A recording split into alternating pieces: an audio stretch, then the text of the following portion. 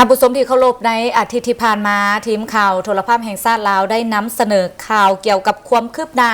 ของโครงการก่อสร้างเส้นทางรถไฟลาวจีนอยู่เขตเมืองเสียงเงินแขวงหลวงพระบางและในมื้อนี้พวกเขายังสืบต่อที่จะให้ท่านผู้ชมได้รับรู้และเข้าใจตื่มเกี่ยวกับการก่อสร้างเส้นทางรถไฟลาวจีนในจุดหรือว่าบอนที่มีการก่อสร้างที่ยากที่สุดรายละเอียดติดตามชมได้จากรายงาน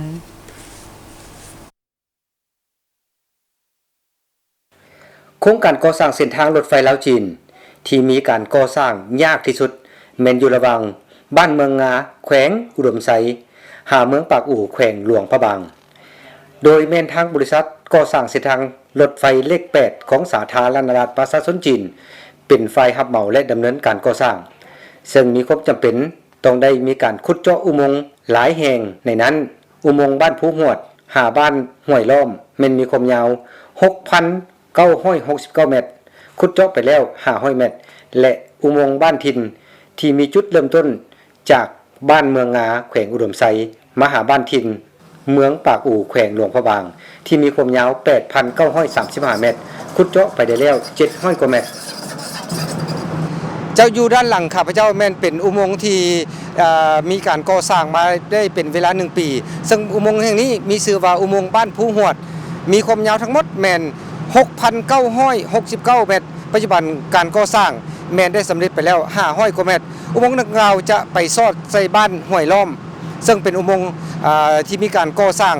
ที่ว่ายากที่สุดแห่งหนึ่งอุโมงค์ปากเข้าบ้านผู้หวดแม่นมีความยาว 6,969 เมตรซึ่งได้เริ่มลงมือขุดเจาะมาแต่วันที่11เดือนเมษายน2017มาฮอดปัจจุบันแม่นได้สำเร็จไปแล้ว500 เมตรการก่อสร้างมีความยุ่งยากหลายสมควรเนื่องจากมีฝนตกเกือบทุกมื้อ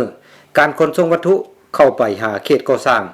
แม่นมีระยะทางยาวไกลต้องได้ผ่านเขตผู้สูงและคดเลี้ยวหินทรายที่ขุดค้นได้จากเขตที่ใกล้การก่อสร้างแม่นบ่ได้มาตรฐานจำเป็นต้องได้ซื้อมาจากเขตอื่นเฮ็ดให้การขนส่งมีราคาก็สูงขึ้นตามๆกัน100米完成的15.3%这个桥梁的5座共1086米目前呢恢复来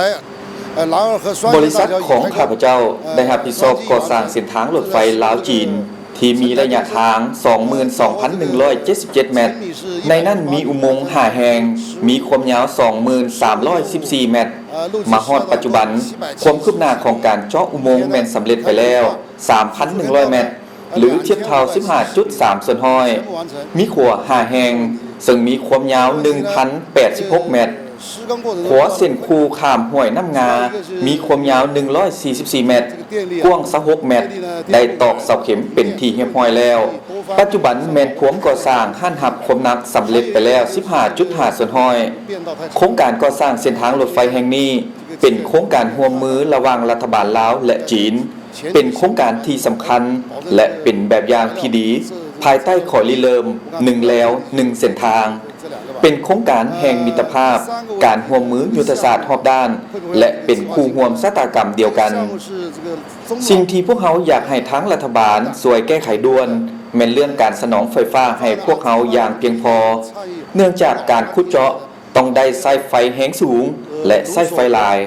变为卢联国的这个战略有机的结合的一个样板工程ถึงแม้ว่าการก่อสร้างจะพบความยุ่งยากหลายด้านแต่ทางอำนาจการปกครองท้องถิ่นและภาคส่วนเกี่ยวข้องก็ได้มีความพยายามและร่วมมือกับทางบริษัทเพื่อป้องกันแก้ไขเฮ็ดใดให้โครงการก่อสร้างได้ดำเนินไปตามแผนการและต้องสำเร็จตามแผนการที่กำหนดไว้คือปี2021แม่นจะได้เปิดนำใช้อย่างแน่นอน